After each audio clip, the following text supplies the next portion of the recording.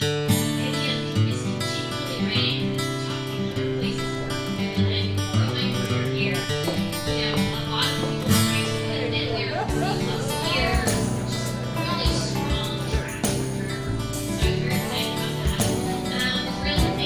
are the gluten-free carbs.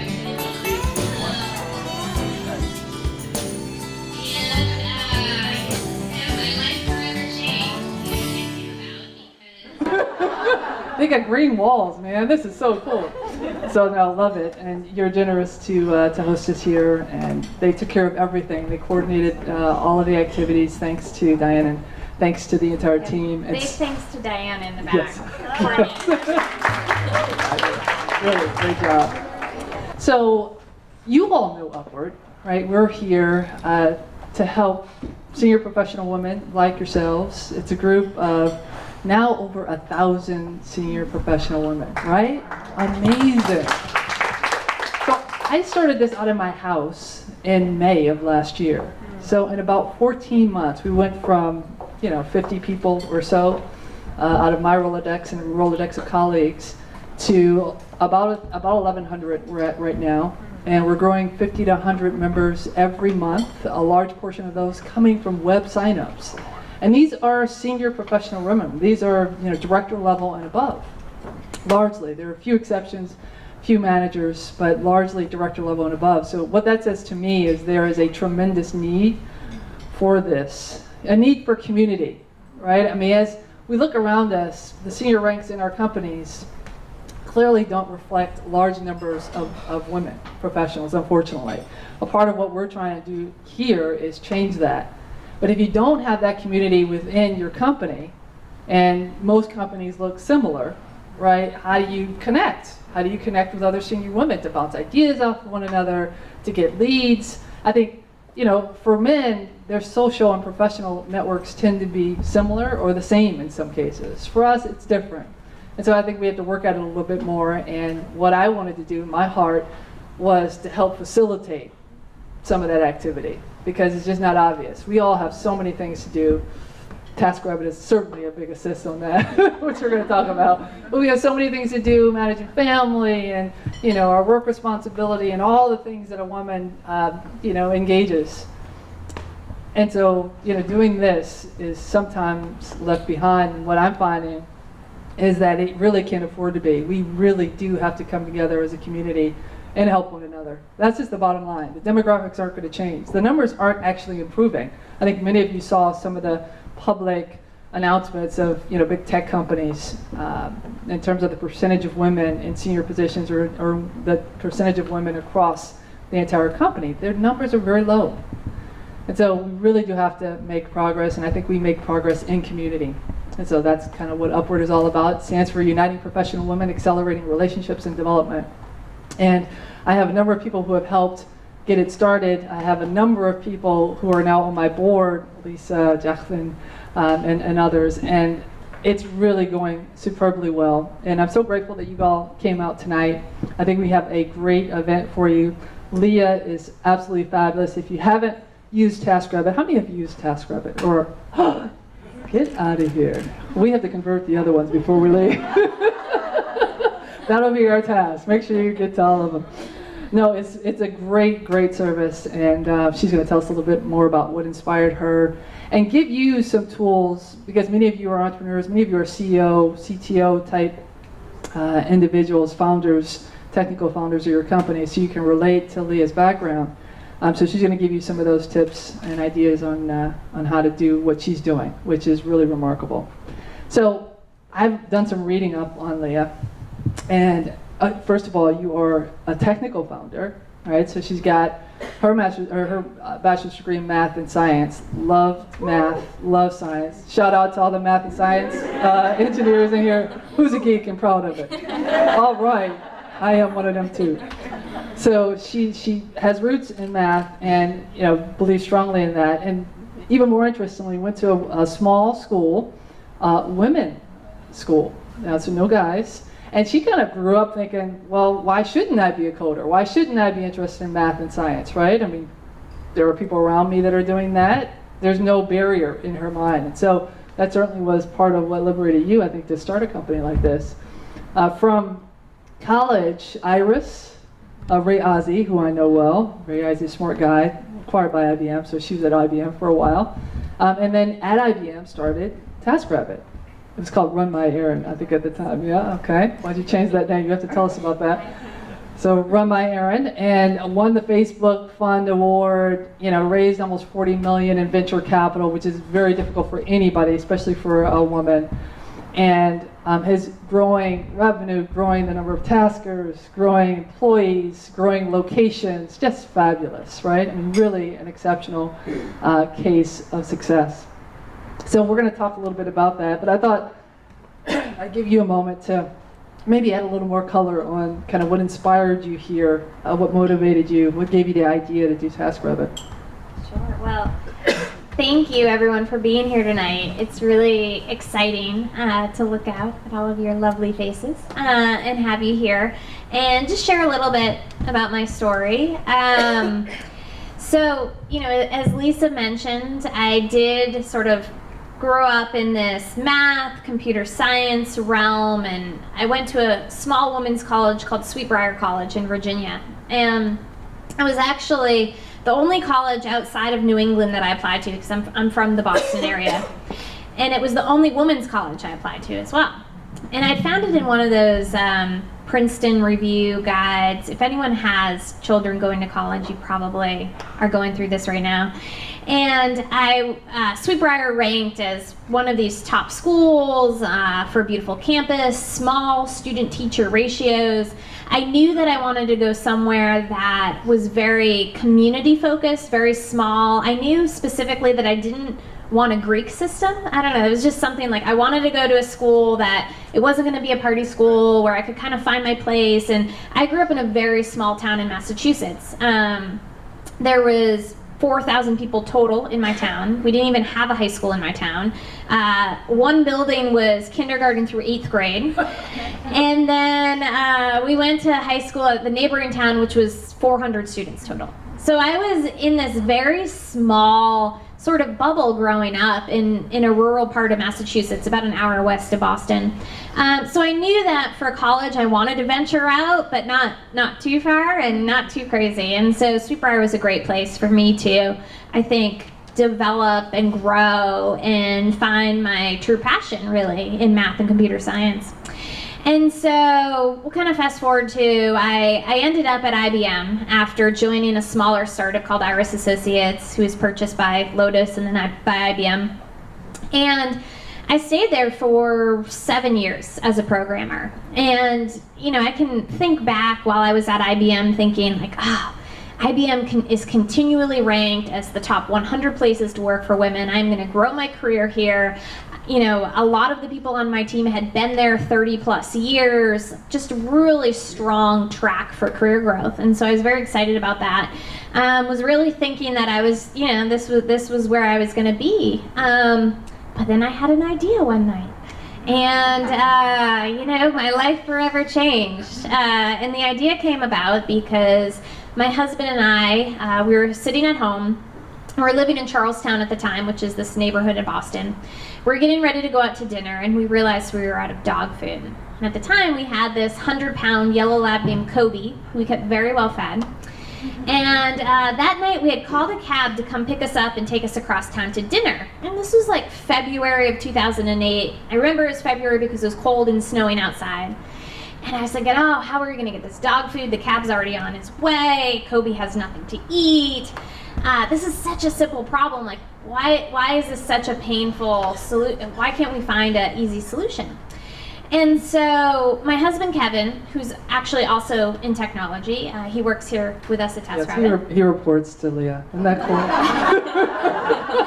does, that's true. High five to Leah. We were sitting there and we're like, how are we going to get this dog food? What if a site existed where you could just go online, say we needed dog food, name the price we're willing to pay? We're certain that there was someone in our neighborhood that would be willing to help us out. Maybe even someone at the store at that very second. And it was just a matter of connecting with them. Like, why wasn't that possible? And this was February of 2008. In 2007, at the end of the year, the iPhone had just come out, right? So I had this like new device on me, and I was totally geeking it out and loved it. And Kevin as well, being in technology, we talked about technology all the time at the house. I was really interested in location-based systems like Foursquare, GoWalla. They didn't really have much traction yet, but I thought they were really interesting. And then Facebook had just started breaking out of the college scene, and all of a sudden, you know, more and more people were getting on Facebook. I had just created my profile and posted something on my own wall, which I didn't realize, like, you're supposed to post things on other people's walls. But you learn quickly, right? And so this idea of mashing up social and location and mobile devices in 2008 was so compelling to me, because I thought there's got to be a way to take all of these new technologies and not only use them online, but create real-world connections offline that are really beneficial to people. And so actually, even before the cab came to pick us up that night, I grabbed my iPhone and I said, oh, you know, if such a site existed, what would I call it? And I typed in the domain name runmyerrand.com, which was available for $5.99 on GoDaddy. And so I bought it on the spot, and 20 minutes later I hated the name, but that's okay, the rest is history. And the cab came to pick us up, and we ended up, you know, giving Kobe extra treats that night, and he survived as well. And 4 months later I quit my job at IBM to build the first version of the site, got it launched in Boston, and it's kind of snowballed from there. That's fabulous. How many have had an idea like that? Just an idea of something that would make life simpler for you. Anybody? Look at that.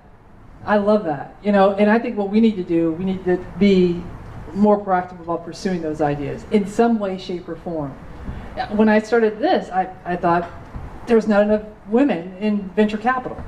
So what can I do about that? There's not enough high-tech entrepreneurs that are female. What can I do about that? I love that you said, there's a problem, why can't I solve the problem?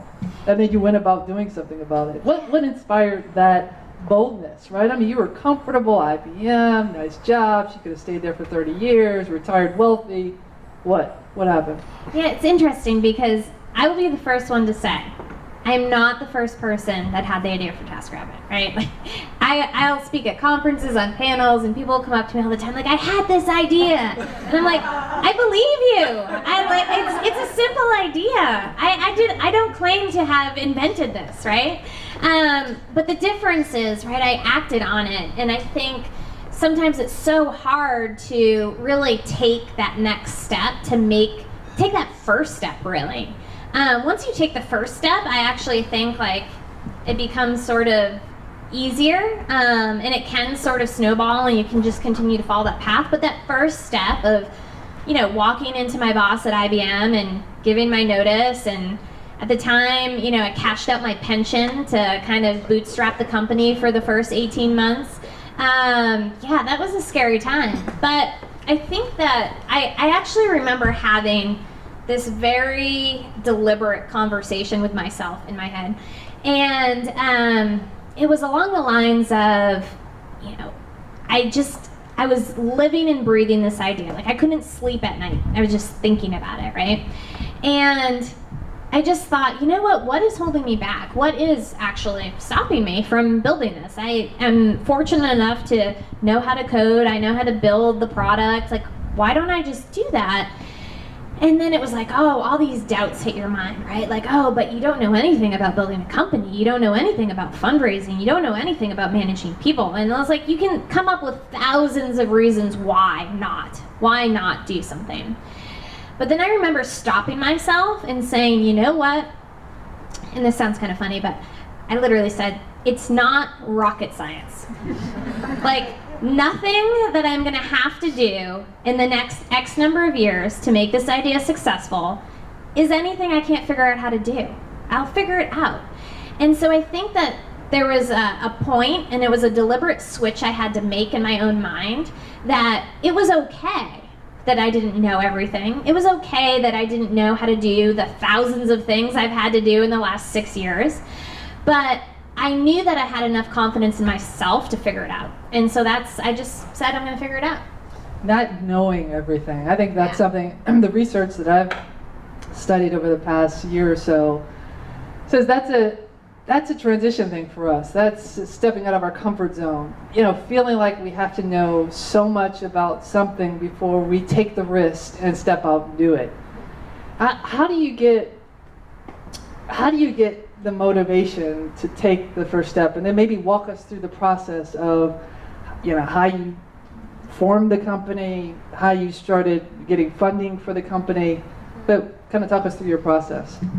So I think, you know, when I was still at IBM and I sort of was just like living and breathing this idea, one of the things that really helped me was I didn't keep it a secret. I talked to anyone that would listen to me about the idea. It didn't matter if it was like the guy on the bus sitting next to me, or like the person at the coffee shop, or, you know, some of my colleagues at IBM. It didn't matter who you were. Like, I was going to talk to you about this idea and like just get your feedback.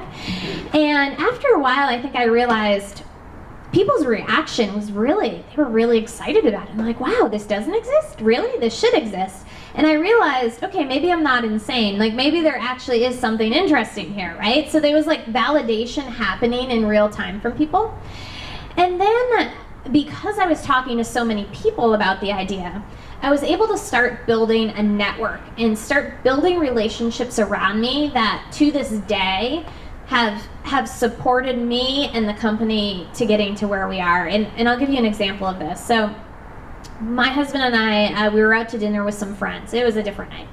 And we were out to dinner, and of course I start talking about this idea, and I'm still at IBM, and I'm telling these two women about it, and one of them goes, oh, you know who would think this is pretty cool?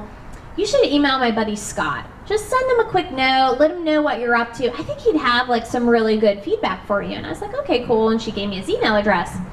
And so it was a Saturday night. I went home literally like after midnight, like sent Scott this cold email. Had no idea that it was actually Scott Griffith, who at the time was the CEO of Zipcar. Okay. That's a detail she omitted. Yeah, she completely omitted, and I didn't ask. I mean, I literally was like, oh, who else can I talk to? Like, who should I talk to? And it just was like, boom, send this guy an email. And I was like, okay. So I sent Scott an email on a late night on a Saturday night. To his credit, he wrote back to me on Sunday and was like, wow, yeah, I'm really glad, you know, our mutual friend connected us. Would love to have you come by the office and tell me more. And so once I saw his like email signature, I was like, oh my God, I don't know if I would have emailed him if I knew who he was. That's why she didn't tell you. Yeah, probably. And so it was, you know, that next week I went by his office, and it was a 30-minute meeting, and we just hit it off. The way he thought about Zipcar and his vision for connecting a community around shared resources and helping people live more efficiently together in a neighborhood was so much in line with how I was thinking about TaskRabbit at the time. We called it Run My Errand. And Scott came on as a sort of unofficial advisor at first. And he's like, well, you know, if you have to leave IBM. Like, if you're gonna do this, you can't just do it part-time. And had a couple more meetings with him, a couple more coffees, and I was like, you know what? I think you're right. And one thing that has always stuck with me in one of those first meetings I had with Scott was he validated the idea by saying, he's like, you know what, Leah, I really think you're onto something. I think you should see how far you can take it. And I think you should see how far you can take it is the part that stuck with me. And to this day, I've said this, like, I will wake up in the morning and think about what can I do in the next 24 hours to like push it a little more, to push it forward. And so it ends up being all of these, a big first step, right? But then like lots of little baby steps that end up adding up. And so Scott is someone who is he's now an official advisor, mentor to me, and someone I brought on through those relationships that I built. So I think that was so important to my story, is just finding great people that can help shed the light in front of you where there are a lot of unknowns, where you don't know what's coming. And how difficult was the fundraising process for you? And were there obstacles that you had to face that you think were unique to the fact that you were a woman, that you were starting a tech company, that you were a technical founder, right? And so there's all of these images around, can women be technical, and is it really legit? Can you really code? Did you have to overcome any specific obstacles in regard to just your credibility? And fundraising is a huge part of that. Yeah, so I didn't know anything about fundraising before I started. I was talking to Scott about it, and he's like, I think, I'll connect you with some angel investors in Boston. Maybe we'll pull together a little seed round of funding. And I was like, okay, cool. How does that work? And he's telling me, and I'm like, so what happens if it doesn't work? Like, do I have to give the money back? Like, how does this work? I had no idea, right? So literally there's a huge learning curve that I had to overcome there. But, Scott and others were very helpful in those early days. One of the things that I did that I think really worked well for me and for the company was I did this incubator program that Facebook was running in the summer of 2009 called FB Fund. How did you find out about it? What was it? Yeah, so Scott actually had told me about it because one of the companies that Zipcar was partnering with was a company called Zimride. Anyone know what Zimride does now? I used them when I was in graduate school to get up here. Yes, Yeah. yes. So Zimride is now Lyft. Oh. Yes. So early on, they were called Zimride. We did Facebook Fund together. Scott Griffith connected John and Logan and I. We all hit it off, and they were the ones that were like, oh, Facebook is going to run this incubator. We did it last year. You should come out from Boston and do it with us this year.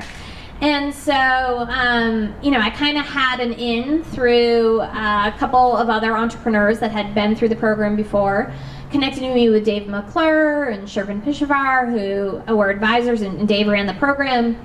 Ended up pitching them via phone, having no idea what their reaction really was to the pitch. And it was like, a little slide deck, and we had hundreds of users at the time, and it was super early days, right? Launched in a couple neighborhoods in Boston, and that was it. But ended up coming out here to do Facebook Fund in the summer of 2009, 12-week program. It ended up being like this amazing startup boot camp with this amazing community. Victoria Ransom from Wildfire was part of that group as well. Layla from Samasource is another one. So there are actually a lot of women founders that were involved in that group of people. And so I felt very comfortable from sort of day one being involved in the incubator program, then going out and pitching investors. I had to learn a lot about how to pitch an investor and what sort of information they needed. But the first investor that came on board was Ann Miraco, who is one of the founders of Floodgate Fund, a seed fund here in the Valley. And Ann and I met over breakfast at the Palo Alto Creamery, and this was like after demo day for Facebook Fund. Ann and I really hit it off. She fell in love with the vision for the business. Her and I really hit it off and wanted to work together. And she literally had me a term sheet that afternoon. And so from there, it was about getting a few other folks involved and pulling together. We ended up doing a $1.8 million seed, which in 2009 was a lot. Yeah. Now it's like, I don't know, it's crazy. But yeah, it was really, really hard. And prior to that round of funding, I had been bootstrapping the company for 18 months, and Scott was able to introduce me to a couple Boston angels who got involved early on, which was great. We did $150K sort of in the middle there. But it wasn't until I got Ann and some of the early seed stage investors involved that we decided to move the company out here to San Francisco, establish headquarters here, build the team here, get San Francisco open as our second market, and then kind of go from there. So for me, it wasn't a different or unique process, I think, than from what anyone else experiences, only that I was an engineer having zero business background trying to raise money. And that was hard. There was a lot to learn there, but we pulled it off. Well, it sounds like your network, and I'm going to open it up for questions. This is my last question, and then we'll do normal format. You guys will ask questions. It sounds like your network was vital to the process, right? And maybe it was informal, maybe it was, I don't know, accidental in some ways, but in reality, it proved to be extremely helpful to your process. So I guess what advice would you give a lot of the women here either starting companies or contemplating starting companies or investing in companies? What advice would you give to them about reaching out? Is it as simple as just go tell everybody? I mean, that may be a good strategy, right? because your story is unique. I mean, I work at Intel Capital. I've been investing in companies for 15 years. It's rare that you see someone that has the serendipity and you had the skill and you had the know-how and you had the ability, but you reached out to people. And sometimes you don't do that. I mean, most people that we talk to are paranoid about telling anybody about their idea. I mean, they won't tell anybody about their idea. Is that men or is that women though? It's a little both. We don't have as much experience investing in women because there aren't that many, but it's a little both. So, how did you really do what you do? It sounds so simple. But it's got to be more than. Tell me. It was not simple. I don't know if it sounds simple, but as I'm remembering it, I'm like breaking out in hives. It was not simple. So I think my number one piece of advice, and I've said this before, is tell everyone you know about the idea. Tell everyone that you meet, not even that you know. Don't worry. I think so many times people worry about people stealing their idea or giving away too much.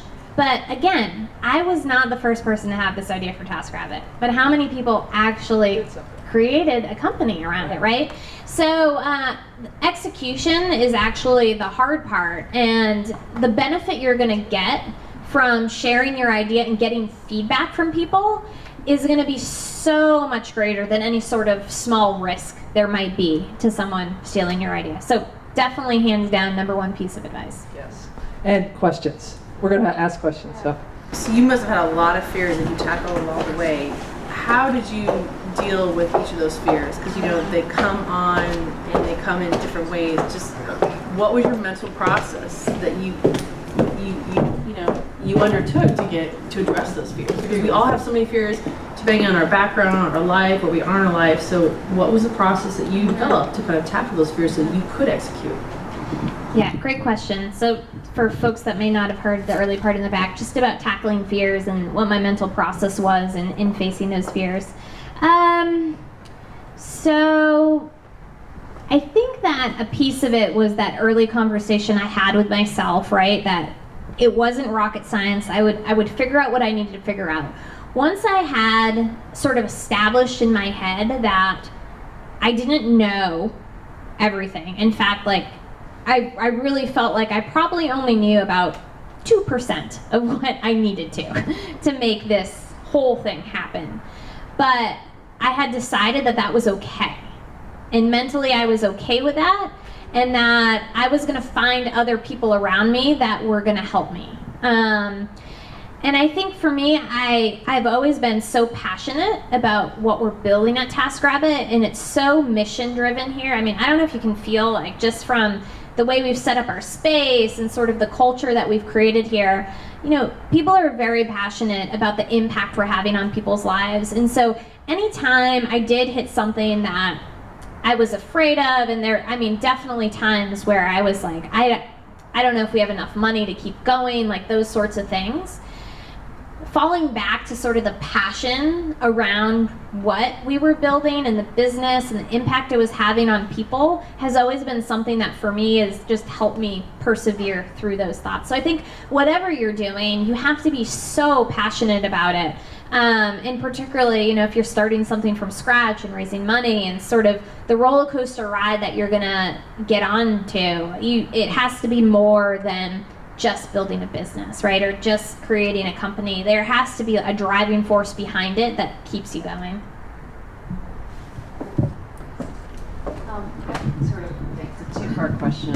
One is, did you have an extremely clear vision of what your end goal was, or was this something that kind of evolved as you continued to kind of think about what it could become and what's possible for you? And the second question is sort of along the first one that you heard, which was, did you have people around you that cared about you and that you really respected that were more risk adverse and kind of tempered your your mission to go forward? Don't do it! Yeah. Don't do it! You're crazy! Exactly, because we all have There are a couple of those people who voices, I'm guessing. care about us but don't Right. want us to do. Okay, so yeah, on the first part, what was that? Oh, the vision. Yeah. So yes, it definitely evolved over time. Though I would say, initially that night, that moment of inspiration was around dog food, right? Very quickly it became like, oh, but what else can we use this technology to connect people with? it wasn't until actually a very specific thing happened on the platform that I realized the potential of this business. And I'll just tell this quick story. It was when we were only launched in 2 cities, Boston and San Francisco. And there was this mom in San Francisco. She has a 20-year-old son. He was living in Boston. So the 2 cities we were launched in. Unfortunately, at 20 years old, he was going through chemotherapy treatment at Mass General Hospital. And she had logged onto the TaskRabbit site to see if she could connect with someone in Boston to go visit her son in the hospital every day for a week, bring him a healthy meal, a cozy blanket, sit with him for 30 minutes every day, and then call her afterwards and give her the update. And the tasker that picked up the job in Boston was actually another mom. And so the bond that these 2 moms formed across the country was just amazing. And it was at that moment that I realized what we had built was far beyond errands and tasks and dog food, right? Like, we were really redefining who your neighbors are. And so that's when the vision became, I think, reached its full potential. It was through the community using the platform. So that was one thing there.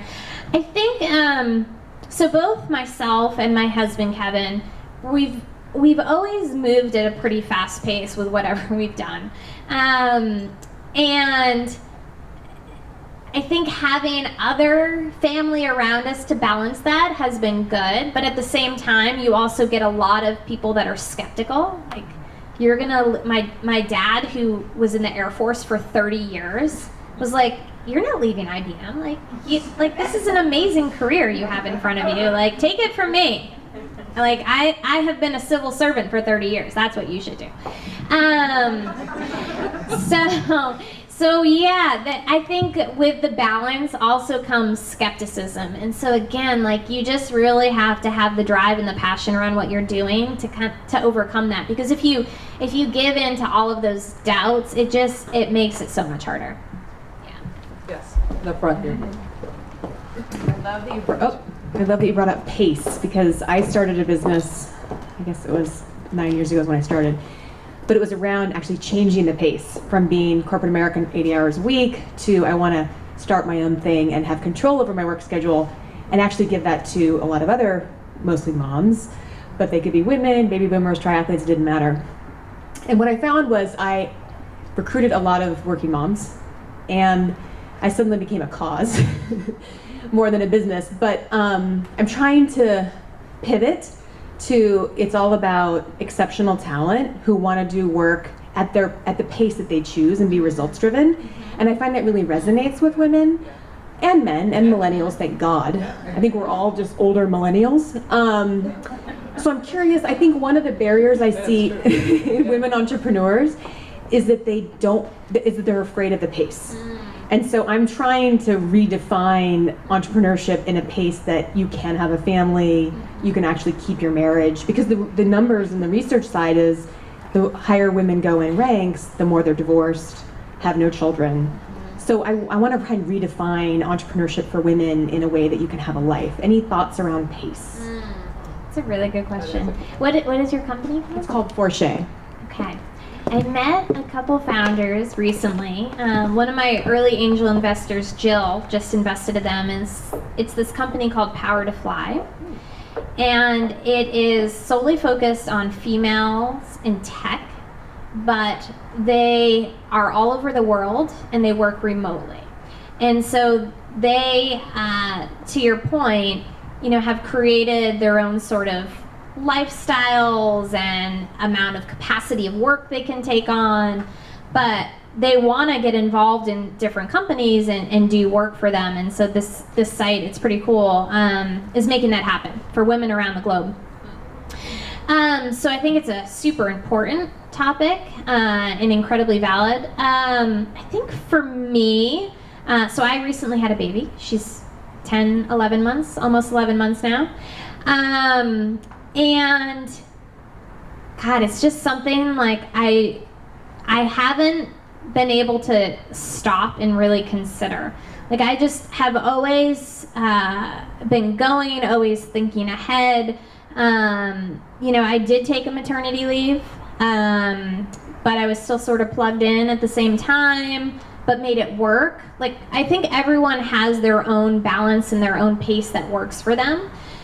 And I think finding that is the tricky part. And then I also think that that pace is going to change at different parts in your life. I mean, when I was at IBM, the pace was much, much slower, right? And I could do many other things. In fact, I was trained as a classical ballerina for many years, and when I worked at IBM, I also danced in this ballet company in Boston, and like that was a nice like thing, right? And work 9 to 5, and then like go perform and be part of a dance troupe in the evenings. But for me, I realized that sort of lifestyle for me at the time wasn't as fulfilling as I felt like following this passion and creating this product and this company and this business would be. And so there's definitely trade-offs, right? And I think it's just something that continues to shift and change, and we all probably try to chase and figure out what works for us at any given time, but I don't really have a good answer for you other than that. I don't know. Maybe one follow-up is I've seen you've recruited a lot of women executives to be around you, and I wondered if you know, maybe was part of your sell, like this is an environment that is a meritocracy, and you just think of work a little bit differently, or do you think most of the executives that you attracted who were women were just so bought into the mission and having a female CEO? Does anyone know Stacy Brown-Philpott? Yes. Yeah, everybody knows Stacy. Who knows Stacy? Yeah, I know. She's fabulous. Stacy's a firecracker. She had to leave a little early, Yeah, but she was here. she's amazing. So she is one of these senior women, the women that I've recruited in. I would say, I mean, her and I think we have a lot of similarities, a lot of things about our personalities in common. But there's also folks sort of all across the organization in engineering, in member services and operations. Lots of women we've recruited across the org. We have heard from folks we've recruited and interviewed that having a female founder and CEO, having a female COO as well, having two women sort of, you know, running things at the company is something that's really appealing to them. They feel like there's a sense a little bit that there are role models there, that they can sort of see themselves growing into these roles at some point, which is awesome. So I think whether we have planned it or not, that's sort of the way it's happened. Actually, I was interviewed by the Wall Street Journal a few weeks back, and it was about this story. She was writing about data science, and we have this amazing female data scientist named Saba on our team. And she interviewed Saba, and then she wanted to interview me. And one of the things Saba said to her is, well, when TaskRabbit was recruiting me, you know, the way they closed the deal is they sent a tasker to my door, to my house, with a big gift. And part of the gift was a little board book for her 12-month-old son. And the reporter was like, what CEO, what company, like, sends a baby gift to your door? And I was like, really? Is that weird? I didn't think it was weird at all. And the reporter was like astounded that we had done this. And she was like grilling me, like, why would you do that? What was your thought behind that? Did you do that because she's a woman and because you're a woman and because you both have babies? And I was like, oh my God, I don't know. I just thought her son would like this board book. But I think maybe our natural culture, right, and our natural sort of inclinations just kind of come out whether we plan it or not. And so yes, I think those things have happened because of the culture we built here. Awesome. Question, Matt. Thank you. Thank you. Given that you have hindsight now, is there anything that you would do differently in launching this company? And then the second question is around how did you get over the whole barriers to entry in your early stage discussions with your angel or VC investors? So yes, I would do a million things differently. I think one of the big things as I think back is that I would have left IBM a lot sooner. And I was there 7 years, and probably about 3 to 4 years in, I was getting bored already, right? And I just kind of chalked that up to, you know what, this is what work is, and yeah, I might be bored during the day, but I'll also, you know, I get to dance at night, so it's awesome, right? Like, it's all good. But that only lasted so long. Like, I really was getting bored there, and I stayed three more years. And the reason why I did that is because at the time I didn't think anything else was possible. Like, I didn't really know what else I would go and do, and I think I would have tried to give myself more exposure to the possibilities and the options sooner. And I would have left IBM sooner. And it was a great foundation, great learning. I still keep in touch with members of my team. One of my mentors there texts me all the time and is like cheering me on from the sidelines. But yeah, I think I would have made the leap into entrepreneurship sooner.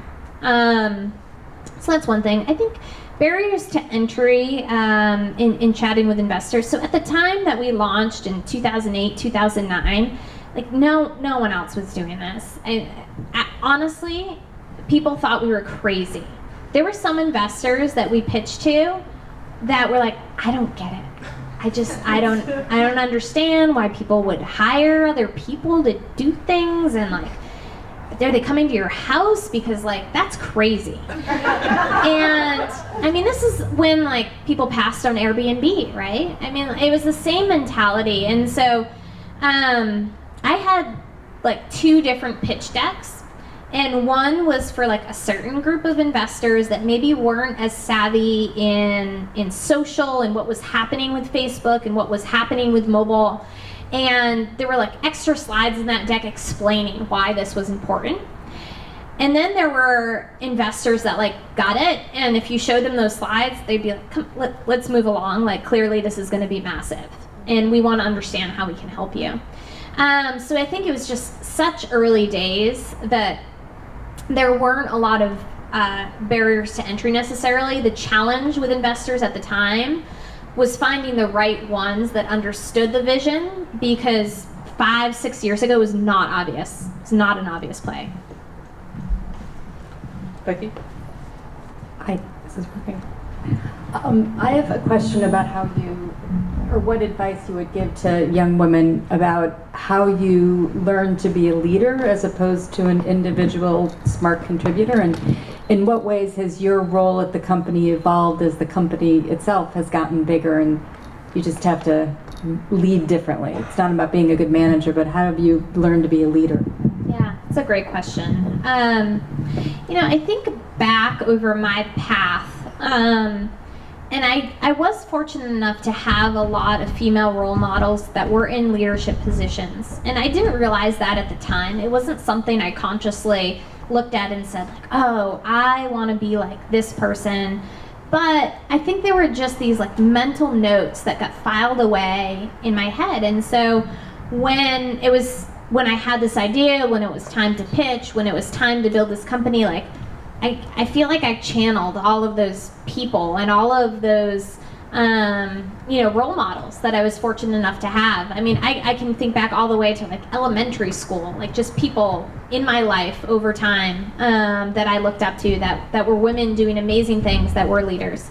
And so I think, sort of channeling some of their characteristics and was huge. I think over time, as the company has evolved and grown, there's always new things to learn. You always have to continue to evolve yourself and sort of stay ahead of the curve. I mean, when it was just me, in my second bedroom of my house, that was one thing. When it was me and Brian, who's our chief architect here, he and I worked together at IBM for 5 years. He came on board after we raised the seed round of funding.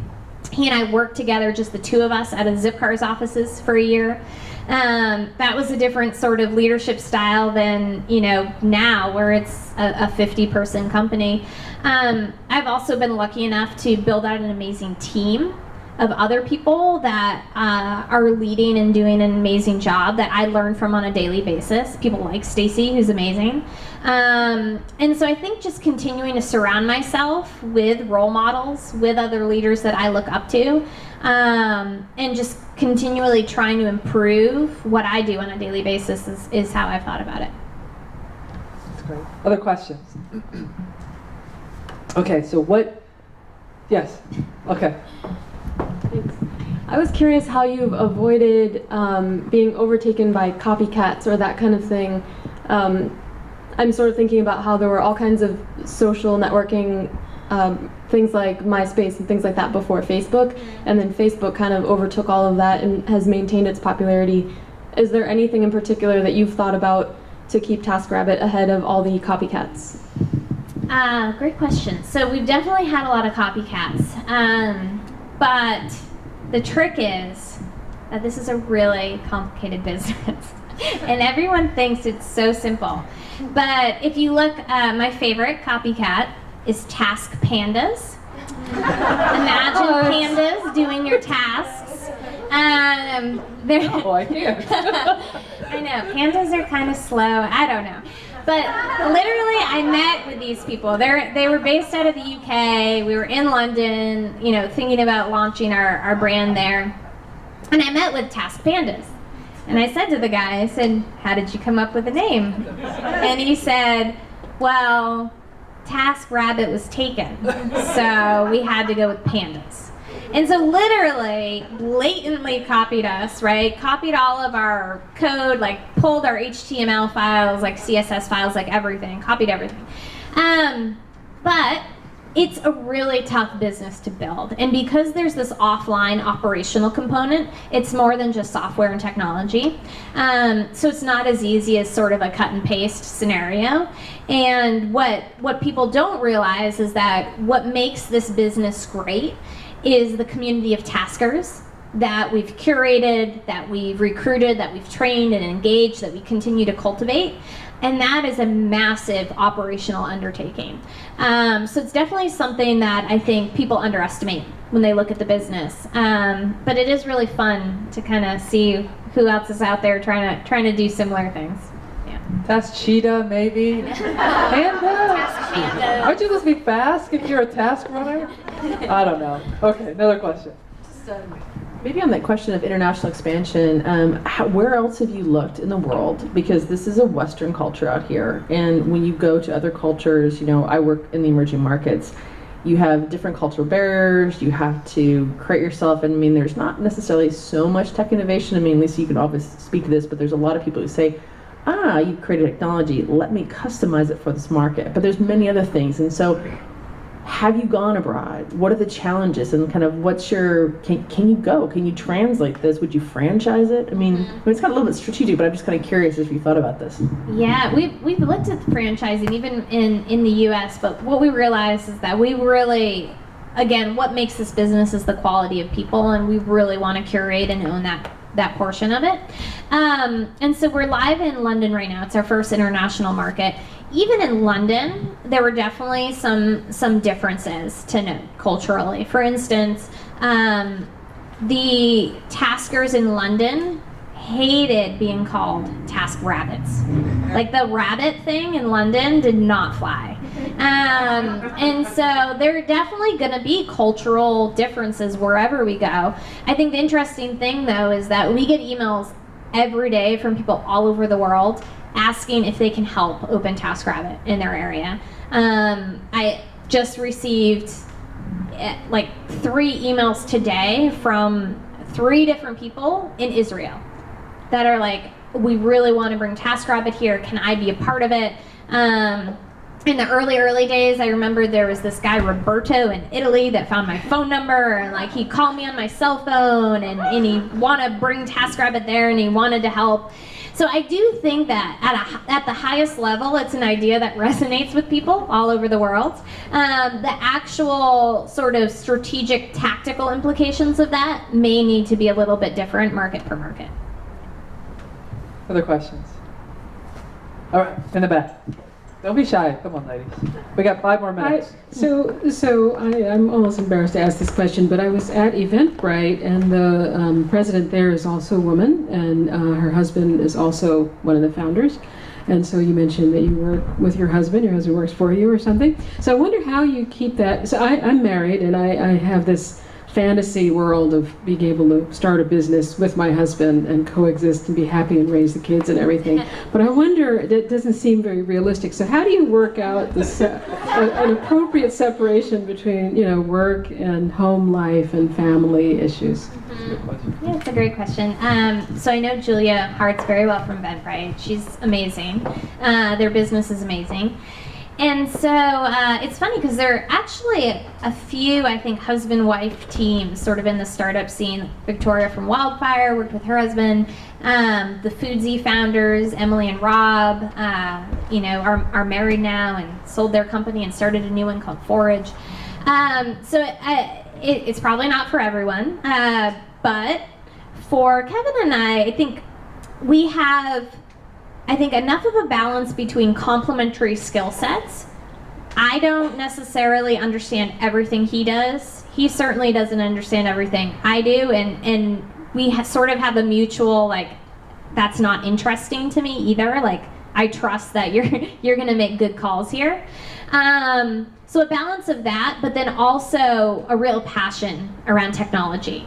And that's something that, you know, we had always had. We are actually high school sweethearts, so we've been together a very long time.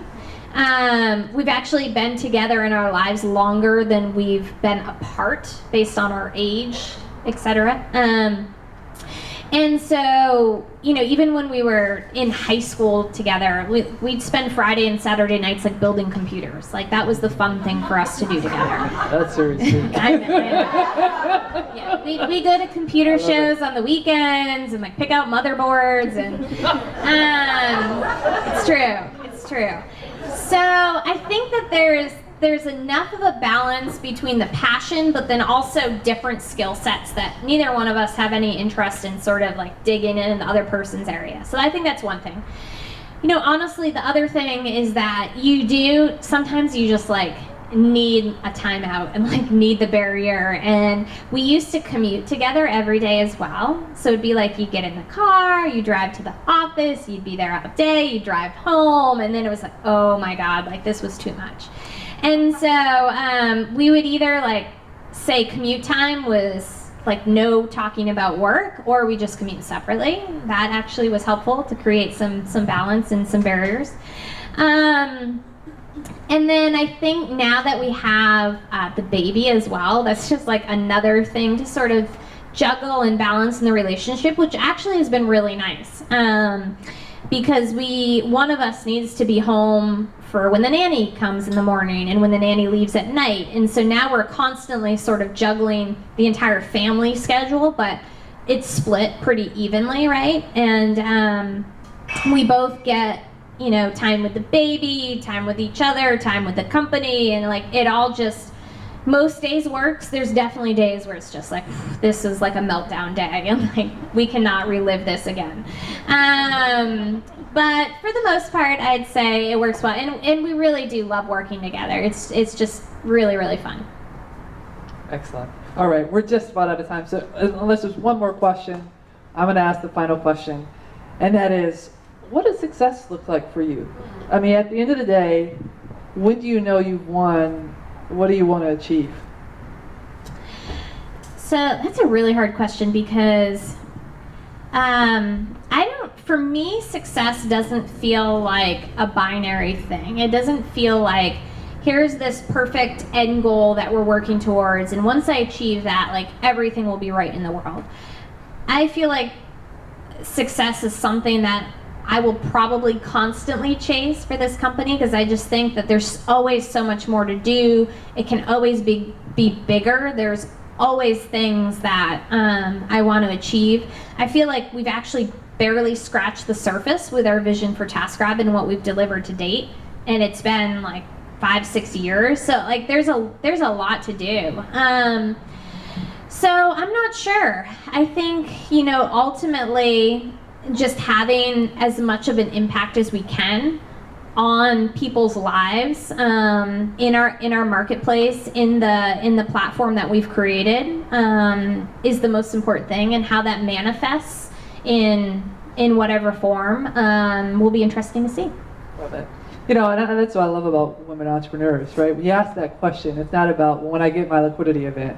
or when I make my million or my billion or whatever it is. It's about creating community, creating a sense of purpose, adding value, helping people, and doing that for as long as you're able-bodied and able-minded to do it. That's a beautiful thing. So on that note, let's give a big hand to Leah Busque.